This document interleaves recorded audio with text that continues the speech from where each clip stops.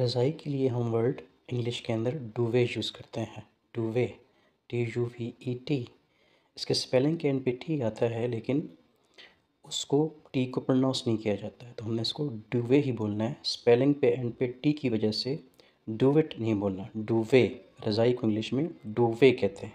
मिसाल के तौर पे जैसे लफ्ज़ गोरमे है, एक ब्रांड है, तो इसके एंड पे भी टी आता है, लेकिन इसको हमने गोरमे ही बोलते हैं, हम इसको ठीक बोलते हैं हम, लेकिन इसके स्पेलिंग के एंड पे टी आता है। और इसकी वजह ये है कि ये भी फ्रांसीसी ज़बान का लफ्ज़ है। डुवे और गोरमे दोनों फ्रेंच लैंग्वेज के वर्ड हैं, उनके एंड पे टी आता है, but T is not pronounced. एक और हमारे पास वर्ड है बुफ़े। जैसे हम कहते हैं बुफ़े डिनर किया है, मल्टीपल किस्म के आइटम्स होते हैं खाने के, मुख्तलिफ़ किस्म के, उसके लिए हम बुफ़े जो है वो खाना होता है। इसके स्पेलिंग भी BUFFET होता है, बुफ़े।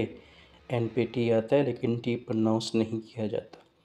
वजह ये है कि ये तीनों वर्ड्स हैं, डुवे, बुफ़े और बुफ़े और गोरमे, इनके स्पेलिंग एंड पे टी है, जो कि प्रोनाउंस नहीं किया जाता है। The reason is same, that they have been borrowed from French language. रज़ाई के लिए एंड पे हम बता दें कि एक और भी इंग्लिश में वर्ड होता है, जो कि इंग्लिश लैंग्वेज का वर्ड है, क्विल्ट। डुवे, तो रज़ाई को के लिए एक और वर्ड भी होता है, क्विल्ट।